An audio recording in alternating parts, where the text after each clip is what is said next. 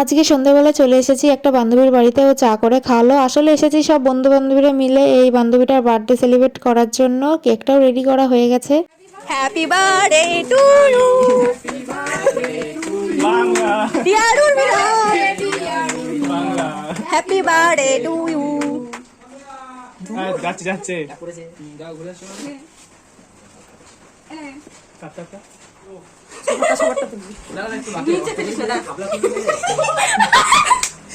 সবাই সবাইকে দেখে হাসছে। প্লাস্টার দেন না, প্লাস্টার দেওয়া প্লাস্টার